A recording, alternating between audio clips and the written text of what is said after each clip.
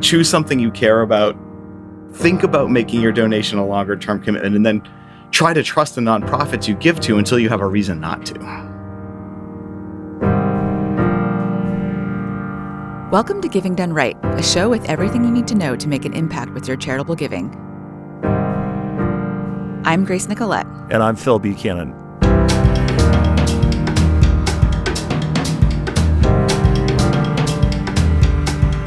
Today, we have a particularly fun episode for you because we've got Elisha Smith-Arrillaga and Kevin Bolduc, two of our close colleagues from the Center for Effective Philanthropy, who have really unique sightlines on what's going on in philanthropy and what donors need to know to be effective. Yes! Elisha leads up all of our research efforts, which includes key philanthropy trends and best practices for how donors can best support nonprofits. And before joining us, she had leadership roles in philanthropy, nonprofits, and academia. Elisha, we're so glad you're here. Super excited to be here. Thanks, Grace. And Kevin was literally employee number 2 at the Center for Effective Philanthropy. In fact, we worked together in a previous job, in a previous life. So he's been over 2 decades inside the boardrooms of more foundations than anybody I know, worked with individual donors, families, staff, and just has so much insight on how grant makers can work better with the nonprofits they fund. So welcome, Kevin. So glad to be here. So I would love to start, and let's start with you, Kevin. How did you get into this? What happened that you found yourself working at the Center for Effective Philanthropy? It's a story I know, obviously, but our listeners don't, and it's kind of a fun one. Well, I think if you'd asked me as a kid, I wouldn't have actually been able to even tell you what philanthropy was. So I think ultimately I'd describe my path as a really lucky one. When I went to college, I thought that I'd be like a doctor or a scientist, and I had a chance to try some of those things. And realized that just wasn't right for me. So I found myself in strategy consulting. And I really loved being a consultant, using analysis to help organizations make better decisions. But after paying off some school debt, I really knew that I wanted to make more of a difference. And so this was during the dot-com boom, and everyone seemed to be building something new. And Phil, as you mentioned, I was lucky enough to have met you at this organization, and you offered me the chance to help turn this idea about effective philanthropy into the organization that's now CEP. And of course, now that I know philanthropy, I can see that it enriched my entire life. Like I learned to swim at the Boys and Girls Club, which was maybe the biggest nonprofit in town. And I played my high school tennis matches at the Alfond courts at Colby College. So I benefited from philanthropy all my life. And I do this work now because I know that philanthropy and nonprofits really did make a difference for me. And to me, that's the point of the social sector, to remove barriers and provide the lift that helps each of us be who we're meant to be. Yeah, and I'll just say, and before we get to Elisha and her story, what I remember is that you were like this crazy smart analyst at the consulting firm where we worked, and I was under the misimpression that you were super happy there. And so I didn't even think when I got the job at CEP that you might want to join. In fact, I tried to convince somebody else to join. She said, no way, that sounds super risky. I'm not going to do that. I passed you in the hallway and you said, hey, Phil, I heard you're leaving. And I said, yeah. You said, you are taking me with you, aren't you? And I said, do you even know what I'm doing? And you said, I don't care, just get me out of here. So anyway, that's the way I remember it. Because turns out you were working like 90 hours a week. Not like it was so chill once we started working together at CEP, but I just remember thinking I hit the lottery because I didn't even think it was possible that you would want to join. Elisha, your story, we've known you a long time at CEP. I've known you a long time, but you've only been with CEP now for a bit over a year. How did you end up in this world, and how did you end up in this role? Yeah, well, similar to Kevin, when I was growing up, I never would have thought this would be where I ended, but it all makes a lot of sense now. I would say my love and passion for this work, for nonprofit work generally, started when I was very young. So I'll never forget when I was 9 years old, I was sitting in my living room and there was a knock on the door and Yolanda King walked in, who was Martin Luther King's daughter. And she was... What? Wow. Yeah, it was pretty... for me, it was the closest thing that I come to meeting a celebrity, because my parents had been really involved in the civil rights movement in Mississippi. And then my mom and Yolanda King went to college together and they were friends. And so she had just come to visit. But it was also just part of this long legacy in my family of this idea that like, we're not here just to take up space, we're here to serve. And so that's a thread that I really took to heart throughout my career. Kind of started out my career thinking about using data as a tool to make change. So as a researcher, leading a lot of evaluation programs, and through that journey came to know the Hewlett Foundation and ended up working there as a fellow for quite some time, over 10 years ago, which is where I first learned about CEP and the amazing work that happens here. And so it was great then, to get to know folks at CEP and understand like the important role that the Center for Effective Philanthropy plays in trying to provide data and information for the philanthropic sector so that folks can make better decisions. And so, kind of fast forward, I worked and led several nonprofit organizations, really loved that work. And then a year ago, I had stayed in touch with folks and the role was open for VP of Research. And I thought, wow, I've sat on the side of receiving philanthropic funds as a nonprofit ED. I've led a lot of research and data work for change. And then CEP, this role really brings all of that together. And so it's just been really awesome and a lot of fun to both work with all of you, of course, and then also just to be doing work that is really trying to push important questions in philanthropy around power and change and just impact. And so super excited to be at CP. And, I couldn't have dreamed it when I was sitting in that living room at 9, but it all makes sense and it's kind of full circle today. And I just want to say, like, when we realized that you might be interested in this job, and then when you accepted, there are just a few days in the history of CEP that are as happy as the day that we realized that you were actually going to come join us, because we saw you as a superstar and we felt very fortunate to have you join. Yeah, and it's amazing because it feels like you've been with us even longer in the best possible way. So we're so glad you're here. Elisha, I'm wondering, you lead our research team. Like, what are you seeing in the research as being the most important issues for individual donors to understand currently about nonprofits? And for our listeners, our research has focused now mainly in the U.S. context, and I know we hope to do more internationally soon, but just share a little bit with us about what is the current state of nonprofits? So we released a report earlier this year, which is one we do every year on the state of nonprofits. And there were some things that came through pretty clearly there about what some of the things are that are top of mind for nonprofit executive directors. One of the things that was really consistent even from last year was this theme around burnout. And we know that burnout is not just happening in the nonprofit sector, right? It's happening across many sectors. That finding alone is not necessarily something that's surprising, just kind of given the state of the world right now. What was surprising and disconcerting is that there was an even higher percentage than we've seen in the past of nonprofit executive directors being concerned about their own burnout.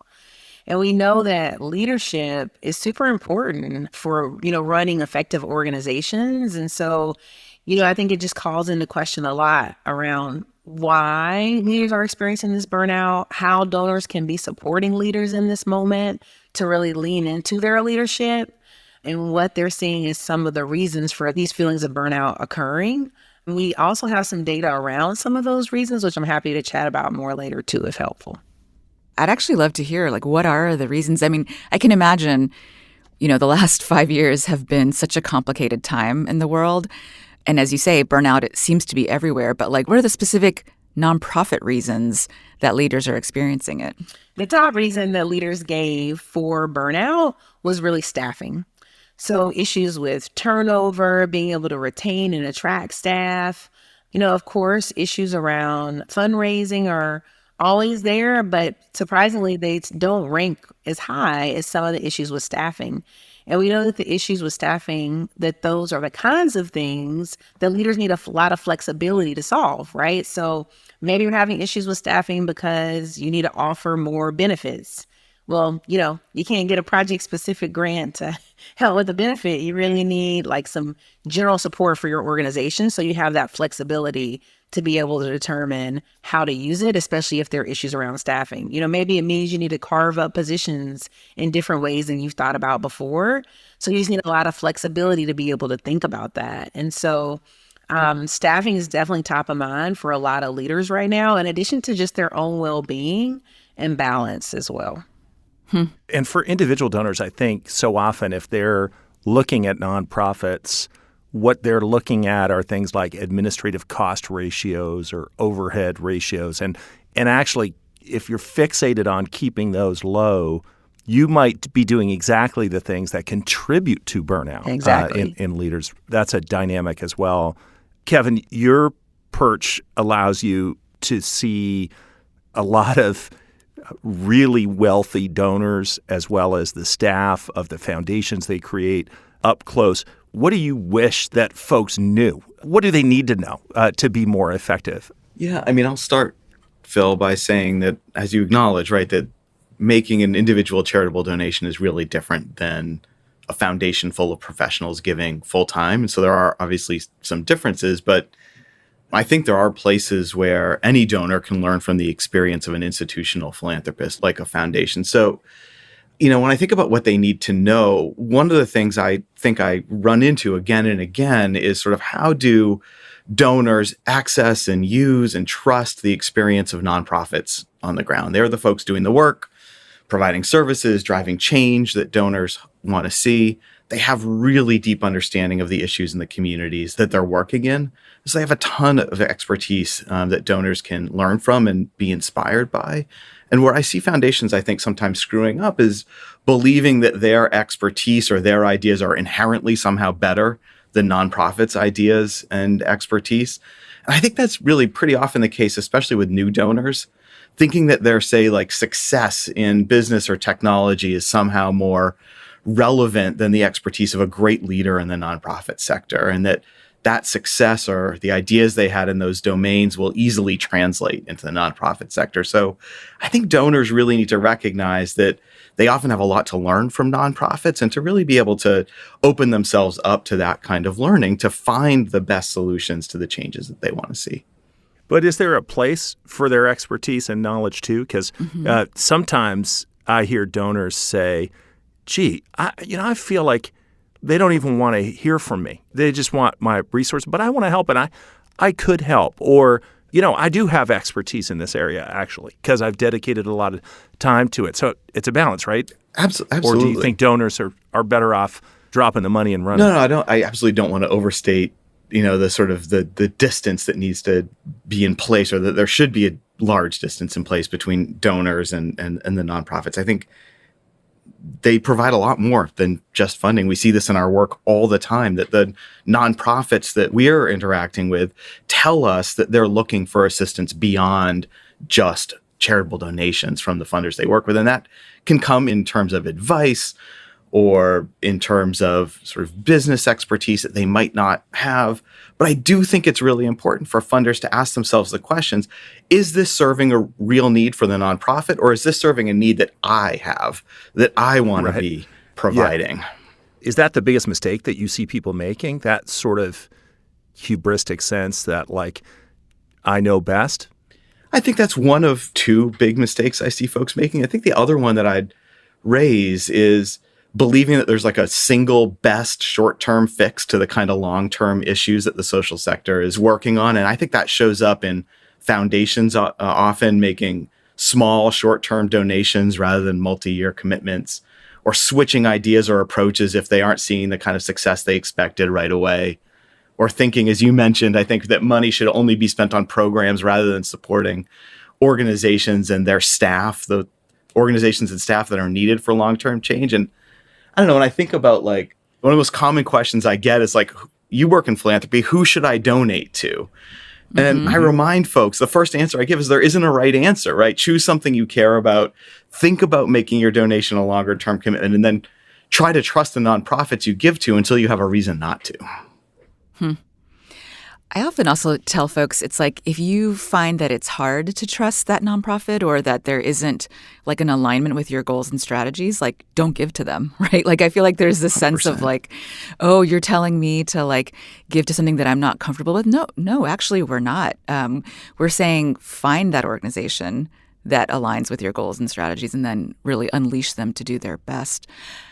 Elisha, what about you? What do you think? Yeah, I think there are two mistakes that I see often. One is making a distinction between the nonprofit and for-profit sectors.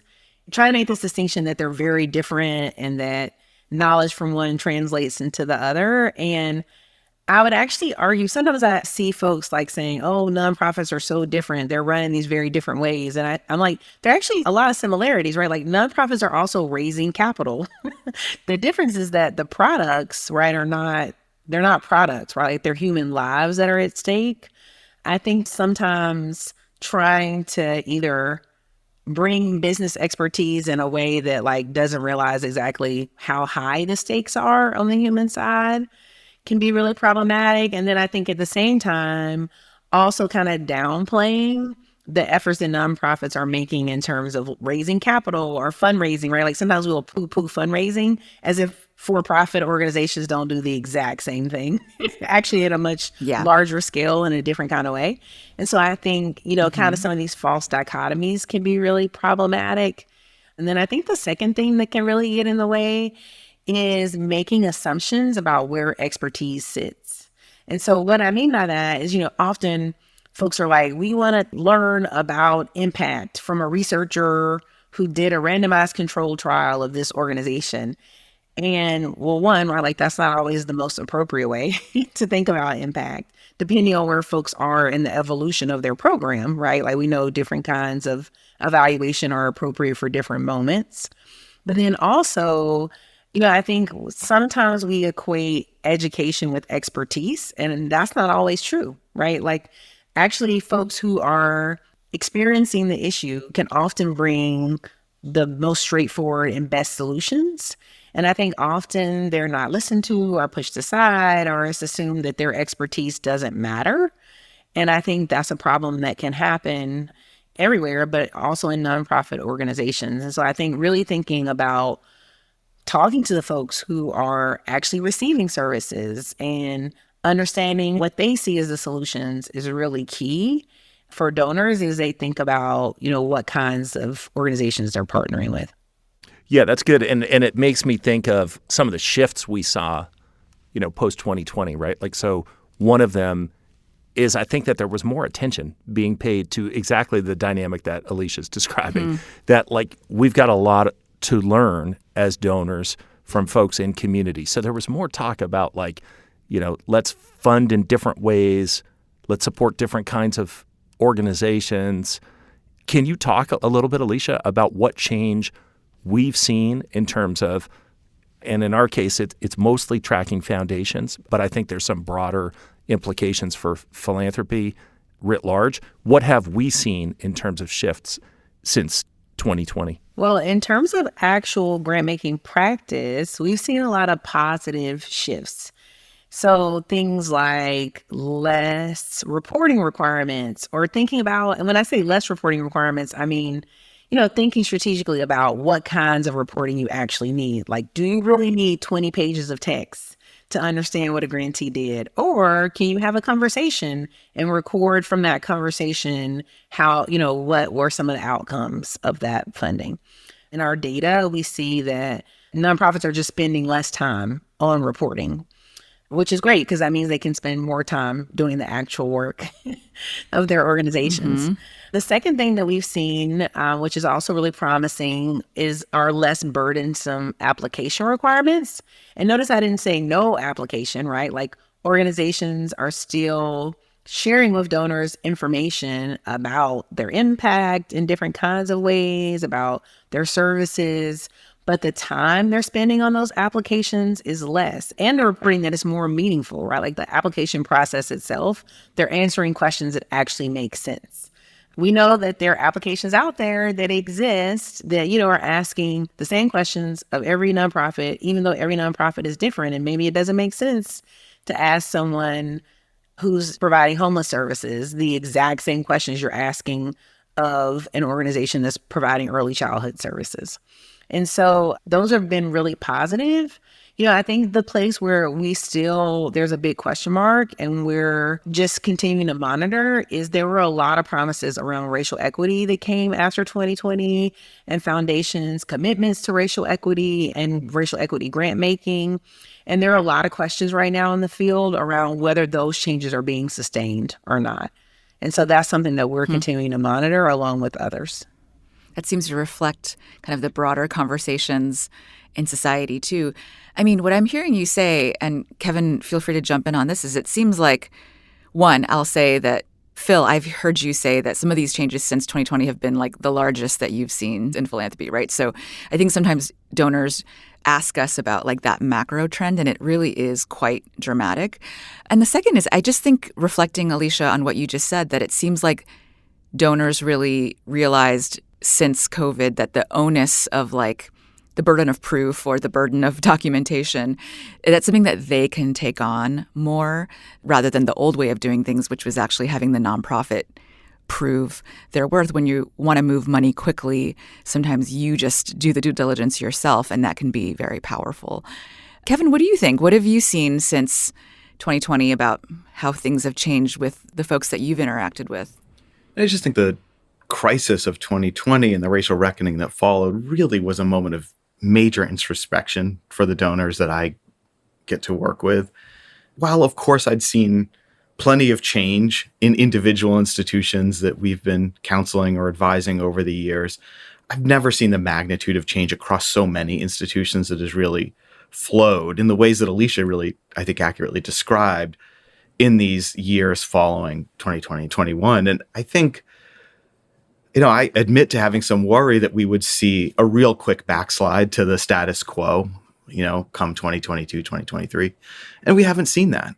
And so that gives me real optimism and hope. And I wonder sometimes, Grace, whether it's exactly the dynamic that you were describing. Once a funder is taking more of that responsibility on themselves, they really have to grapple with the cost-benefit analysis of like, is this time and effort worth it? I didn't have to grapple with that so much when it was the grantee or the nonprofit who was absorbing all of that time and effort. I really have to grapple with it when it's me.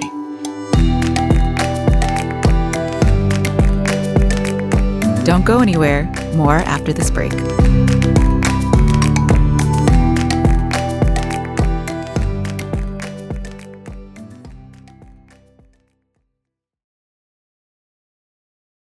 We were doing all this stuff in 2020 saying, hey, donors, make unrestricted grants because the nonprofit that you're supporting needs to be able to pivot, right? And if you had some grant for some in-person program and the budget was for that in-person program, guess what? They can't execute that in-person program because there's a flipping pandemic and they had to reinvent everything. So give them the flexibility to be responsive, to be effective, to do the stuff that they need to do. And we saw funders actually doing that. And I think it was July, middle of that summer, I was taking one of those little work-at-home breaks, watering some flowers, and I started getting all these messages because this new donor had emerged. Jeff Bezos' ex-wife, MacKenzie Scott. Now we talk about her as MacKenzie Scott, but at first it was like, who is this person? Oh, Jeff Bezos' ex-wife is making massive, massive grants. So like taking it to a whole new level. So millions and millions of dollars, $5 million at the median, right?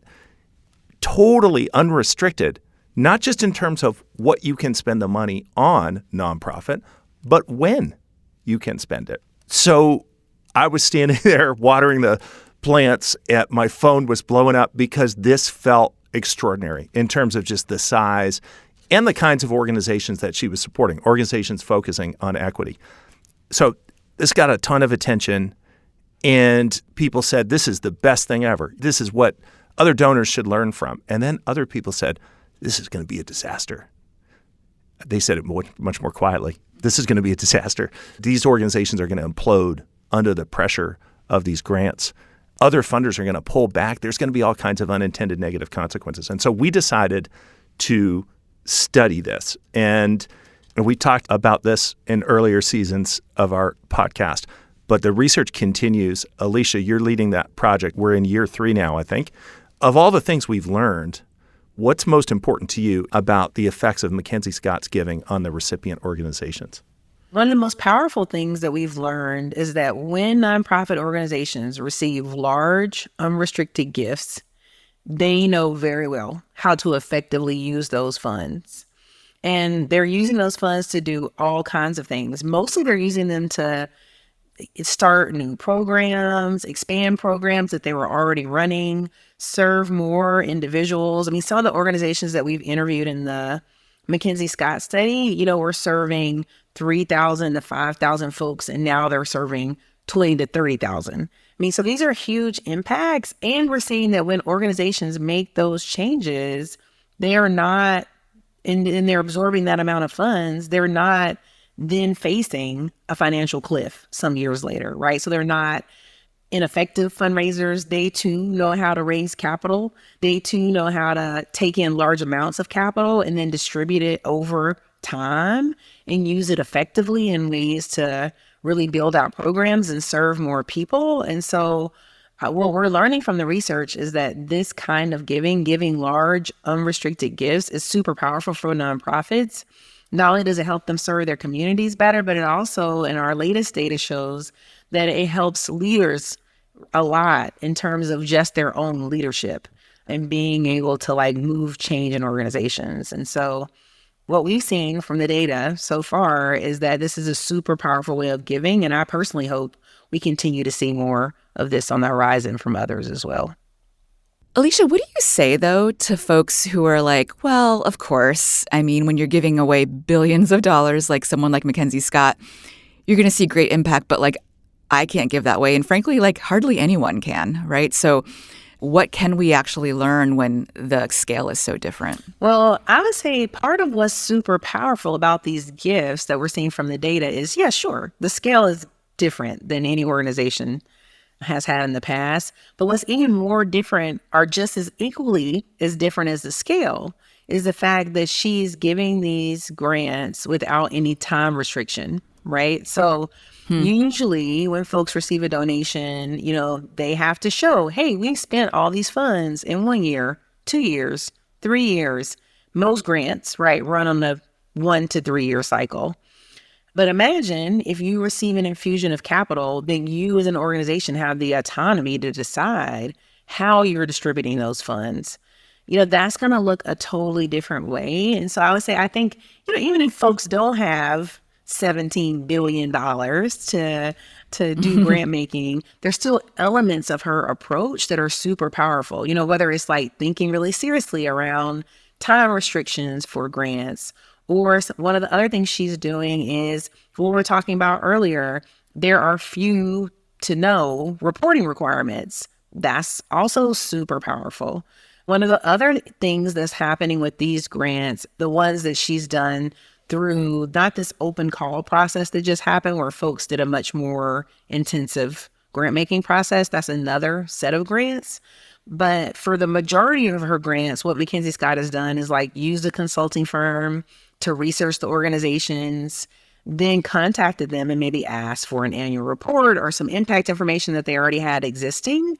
And then she made the grant. So she's not asking them, right, to fill out an application. And so I think there's a lot that individual donors can learn around the lack of application onus that's being put on the organizations themselves, the leanness of the reporting requirements, and then also the lack of time restriction on when the funds have to be spent are all things that are transferable no matter what the size of the grant making that you're thinking about. Again, that trend of donors taking upon themselves the responsibility of the research, the thinking things through, and she seems to really embody that. Kevin, what do you think, bringing you into this conversation? How have the conversations been with the folks that you work with around MacKenzie Scott? It's been interesting to me. There's not a lot of open conversation among big institutional foundations about MacKenzie Scott's giving. There's some of the critiques quietly offered that Phil mentioned earlier, and some folks being inspired by it. And I think the thing that I hear about and talk about the most is the kind of question of then, in her model, who holds power? right? And this is something that foundations grapple a lot with, right?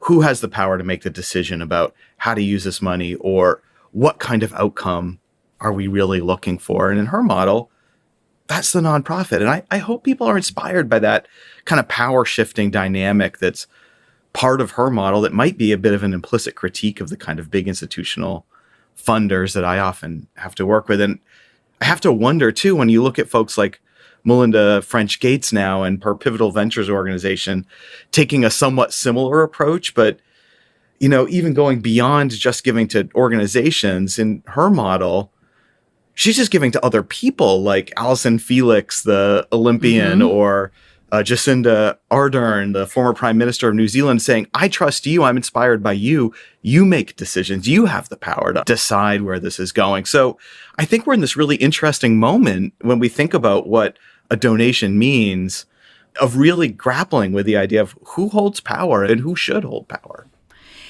I mean, what you're saying reminds me of the fact that trust-based philanthropy seems to be really in vogue for donors. I'm asked about it all the time. Like, folks are like, you know, I've heard about this phrase, trust-based philanthropy. What does it mean? And many cite MacKenzie Scott's example. Do you all think that she's a good reflection of trust-based philanthropy? And maybe you can just define it for our listeners. There's a very specific definition of trust-based philanthropy that the Trust-Based Philanthropy group has put out. I tend to think of it broadly as providing the kind of no strings attached donations with minimal burden that places real trust in the expertise of the recipients of that funding, and laying over all of that sort of an idea that we in the social sector, which I think is true, are generally grappling with issues of equity and disparity. And so how do you trust organizations and influence all of us together to focus on those things? So that, I think, is the nugget of trust-based philanthropy in many ways. And I think the question of whether MacKenzie Scott is a trust-based philanthropist is actually a tough one, right? So we've already talked about some of the things that she does that are trust-based around the ways in which she's giving her gifts. But another piece of trust, right, is the relationship that you have with the institutions or the people that you're giving to. And she has no relationship with those folks by design. And so when I think about trust, I kind of think about that as a necessary component. So in some ways she is, and in some ways she isn't. Like, I don't know, I trust my husband because I know he cares about me, and he's shown it in his actions for nearly 20 years. But it's also because he tells me what he's thinking about me, about him, about the world. And so I think MacKenzie Scott could be a way better communicator than she is, and that she should be. That would help us build trust in her and the reasons and motivations for her giving. I agree a lot with Kevin that there are elements of the way that Scott is given that align with some of the elements of, you know, how we define trust-based philanthropy. I might argue, though, that she may have gone one step further, you know, and this could be a controversial statement. I don't know. I'd be interested to see other folks' views, but there was an article in the Chronicle of Philanthropy by Leah Hunt Hendricks on philanthropy and solidarity. And it talks about how philanthropy and solidarity is different than trust-based philanthropy, and maybe one step further, because the idea there is that you're committed to addressing the root causes of oppression and exploitation, and then prioritizing the participation of those most affected, right? So not just trusting folks or asking for their feedback, but like actually being in solidarity with them to make change. And so, you know, I think it's a newer idea. They just published a book a couple of months ago. But I think it's interesting just that there's so many different models of philanthropy, right? And I think there's some elements that I see Scott using in her grant making. And I think to just boil it down to trust-based would take away some of the complexity of what she's trying to do that's different than what others have done. This might be an odd thing for me to say because I work at an organization called the Center for Effective Philanthropy, but I really can't stand the adjective, like, whatever it is, because, like, really? Yes, I mean, because the adjective that is needed for how you're going to approach your philanthropy depends on what you're trying to do and the context that you're in. And so I'll see your controversy and raise you a controversy, Elisha, by saying, like, I don't know that I really like the phrase trust-based philanthropy. I mean, I like some of the elements of the things that they're promoting. I like the challenge to the default assumption that we don't trust nonprofits, because I think that's some bullshit. Like, we should definitely change that assumption, because actually most nonprofits, I think, are worthy of trust. But I don't think you should just hand it over, the trust, nor do I think they should hand it over to a donor. Kevin, you talked about you and your husband. I don't think you trusted each other the minute you met. It takes time. It's a mutual thing. And I think we tend to just boil it down to these very simplistic little phrases. And actually, if a donor is interested in supporting programs for which there is evidence of effectiveness that serve a particular population, they should ask some questions about the evidence. They shouldn't just trust that there is evidence. And a nonprofit should expect to be asked those questions. It should be a respectful exchange. But I've kind of had it with the simplification down to a single word. So while I think there's a lot to learn from what's being promoted by the trust-based philanthropy folks, there's a lot to learn from MacKenzie Scott's challenge to our default assumptions. I also think sometimes expertise is really helpful. You know, sometimes we really want to listen to people in communities about what they need, and we tend not to do that, and that's a real problem. Sometimes, like if you're developing a vaccine, for example, you know, please don't ask me how to do it, even though I'm going to benefit from it, because I don't know how to do it. And definitely don't just give me a grant to do it, because I will screw it up. But if I'm a person living in a community and you think you've got the answer to what's going to serve my community or help me, I would hope you would have the humility to ask me first, because I have expertise there. But the situations are different. And when we take these adjectives and we blow them up into 40-point font and we say everybody should do it this way, I'm not sure how helpful that is. I find that really useful, Phil. I mean, Elisha, to what you were saying earlier, you touched upon this, is that there has been a latest round of giving by MacKenzie Scott in which she's taking a really different approach, right? There is much more of like a process to it. Actually, my spouse went through applying for a grant through that process for his nonprofit, and it was quite onerous, right? Distrust-based philanthropy? I mean, it felt a lot more like, you know, kind of traditional grant application. You have hoops that you have to go through. So I'm just so excited to see, like, okay, what is the outcome of those grants too, right? Like, because this is sort of like a natural comparison between the two types of grantees. So I don't know what you think of that. Yeah, it's true, Grace. The yield giving process this time, you know, and Scott initiated that process because there was a lot of criticism after the first couple of rounds of grants, because, and this is true not just with Scott, I would say, but throughout philanthropy, that organizations, we know from the data that most nonprofits in the United States have budgets less than $500,000, right? Like, they're small organizations in local communities doing really important work, and they know the community really well.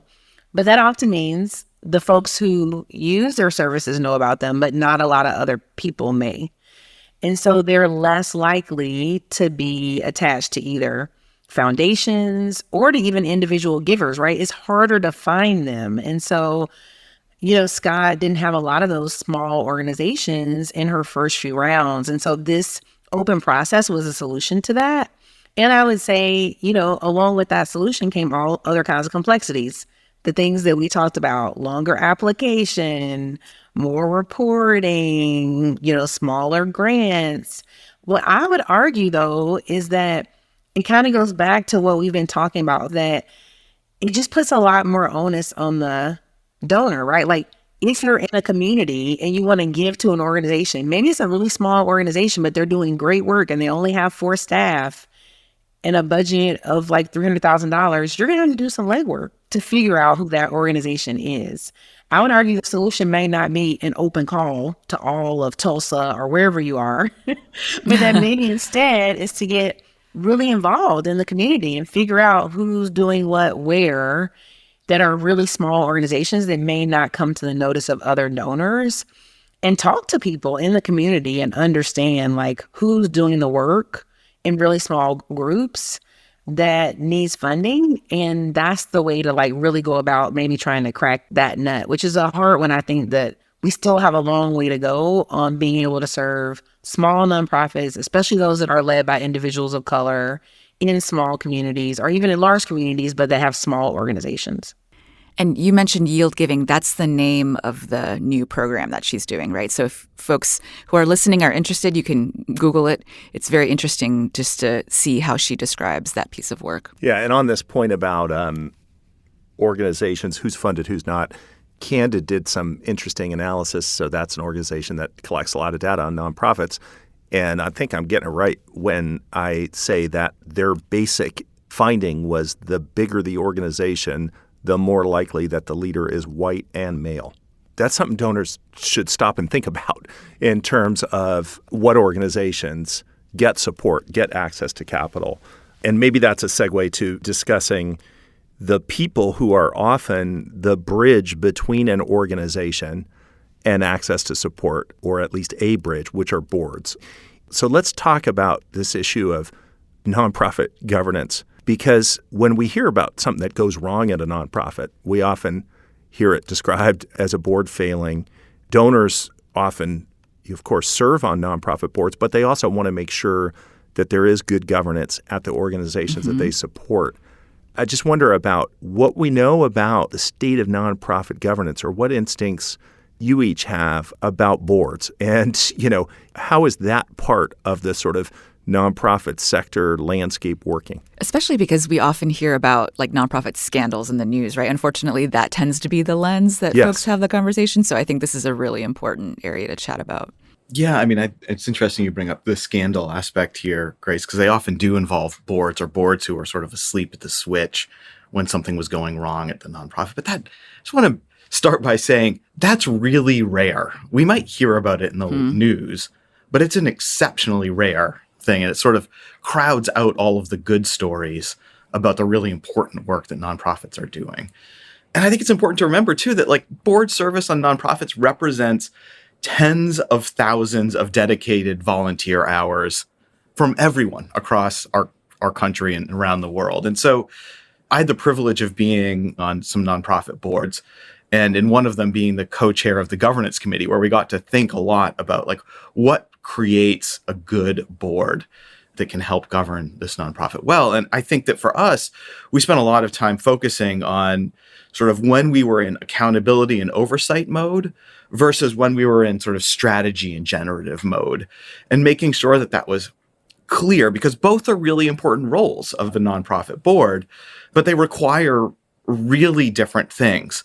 And I think the big challenge that we face, and I think a lot of nonprofit boards face, is sort of getting out of call and response mode, right? Like hearing a presentation from the staff of the nonprofit, asking a question, getting a response from the CEO or the staff of the nonprofit, and then that eats up your 4-hour, your 5-hour board meeting, instead of having great materials, a brief summary, and then really spending time debating the big questions that help sharpen ideas and strategy. And knowing that then the CEO and the staff of the nonprofit will take that input, hone it even further, and they'll be the ones implementing it. So thinking really carefully about how to make sure that that dynamic works well, and what our role is as individual board members and donors to nonprofits to ensure that that kind of dynamic is really happening. Yeah, not to get overly involved, because board members should also not be the ones in the weeds of the operations, but really advising. I mean, that can be a tough line with really small nonprofits.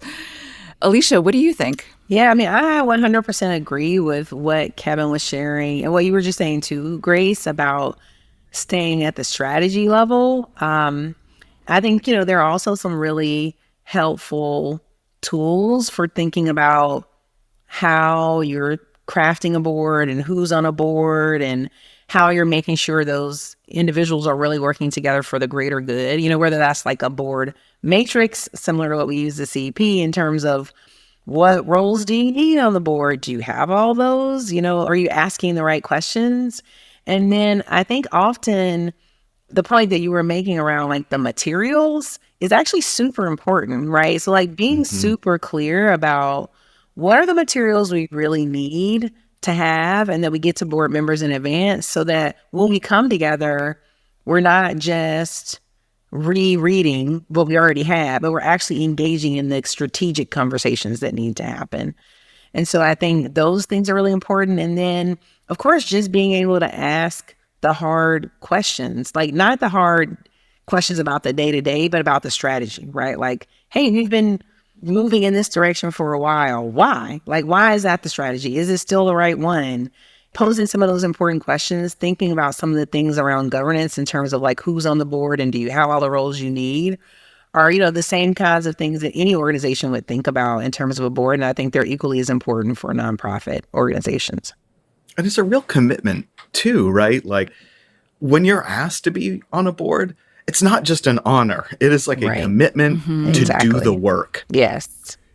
I think those responses are great guidance on how boards can do their job well, and that the opportunity for a donor to serve on a board, it's a decision you want to make carefully. But if you have the opportunity to do it and you've vetted it and it looks like a good situation, do it.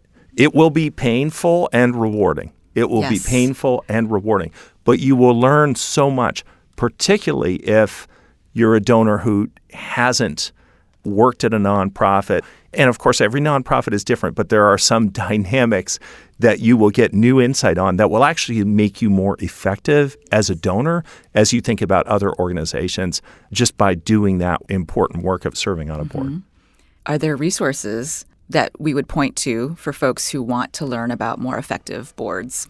Yeah, I mean, I think the most common resource that folks turn to, and they have a wide range of resources, is an organization called BoardSource. They're really easy to find. They have really practical tools for individual board members and for organizations to really optimize the work of their board. They have a great self-assessment, which is an important component of board service, asking yourselves the question as board members, are we doing the best job that we can be doing for this nonprofit? BoardSource is the place to go. There's also an organization in Austin called The New Philanthropist that's been doing a lot of work with organizations to think about their board composition, not only the diversity of their board, but also how the board represents individuals who have the lived experience of the folks the organization is seeking to serve. And I think they also have some really great resources and tools to think about that as well. We'll link to all these in the show notes. To close this out, wonder if you can both share, what are your hopes for philanthropy that you'd want to share with our listeners future-wise, like 5, 10, 25, 50 years? Like, what do you hope to see? I would really love to see more of is less thinking that there's one solution to different kinds of issues, and really realizing that the issues that nonprofits are trying to solve are complex issues that have been around for a long time. And so as an individual donor, just the humbleness to know, like, you're likely not going to come in with a solution if somebody hasn't solved it in 300 years. But there are a lot of folks who have great expertise who are doing the work every day. So it's really important not only to listen to them, but to partner with them and like making the change you're seeking to make. And so I think, just the humbleness, the partnership is super important. I'm hoping to see more of that.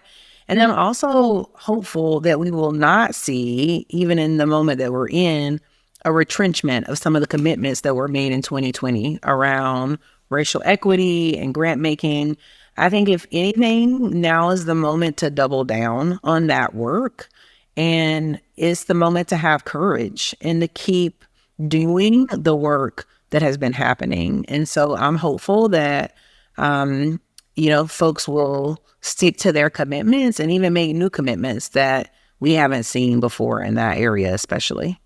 My hope for philanthropy is, and donors more generally, is that we continue to recognize the importance of the social sector in these moments of real challenge. It's often been throughout all of our history, the social sector that has sort of found ways to get us through some of the most challenging moments that we faced and lift up people and voices that otherwise aren't seen or whose voices aren't heard. So of course, I hope that donors continue to care about results and use intellect and creativity to get those results and to be serious about what it means to be giving. But ultimately, I really hope that, like Elisha is saying, that donors and philanthropy can find sort of commitment and trust and heart that this kind of really hard work deserves. Maybe we should answer this question too, Phil. Do you want to go?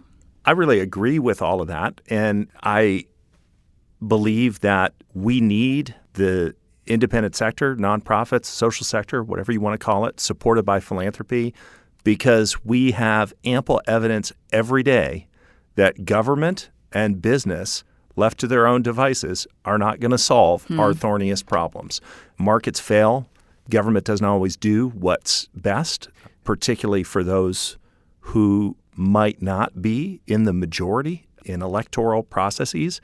And so, to me, there's a huge opportunity for nonprofits to help create a more just and equitable world in which the likelihood of your thriving is in no way dependent on where you were born, what you look like, your gender identity, your sexual orientation, that doesn't predict outcomes anymore. And we're a long way from there.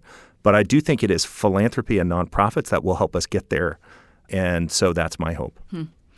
Where my mind goes is, one thing I've learned throughout the process of being involved with this podcast and talking to so many individual donors is that oftentimes we think of wealth only from the financial dimension, right? But as we talk to different folks, we realize that wealth is lots of things. It's community, it's culture, it's many things. And I think that there's a lot of transformation that is possible both for donors as well as for communities if we're sharing.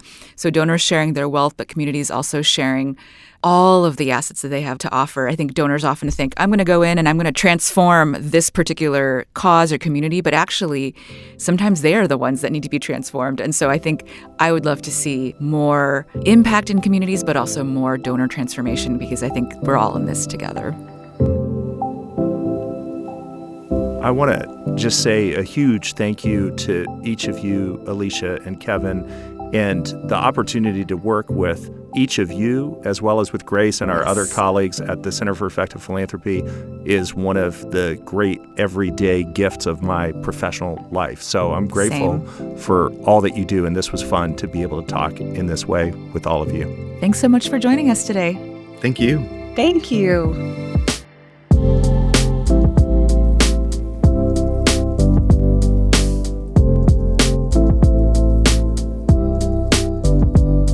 There are so many resources about effective giving on the Center for Effective Philanthropy's website, cep.org, as well as givingdoneright.org, where you'll find all our episodes and show notes. You can also send us a note at gdrpodcast@cep.org. We want to thank our sponsors who've made this season possible: the Fidelity Charitable Catalyst Fund, Fetzer Institute, the Walton Family Foundation, the John Templeton Foundation, Stupsky Foundation, Colorado Health Foundation, and Archstone Foundation. If you like the show, please leave us a review on Apple Podcasts or invite a friend to listen. Giving Done Right is a production of the Center for Effective Philanthropy. It's hosted by me, Grace Nicolette, and Phil Buchanan. It's produced by Rococo Punch. Our original podcast artwork is by Jay Kuska. Special thanks to our colleagues Sarah Martin, Molly Heidemann, Chloe Heskett, Naomi Rafal, and Say Darling for their marketing, research, writing, and logistical support.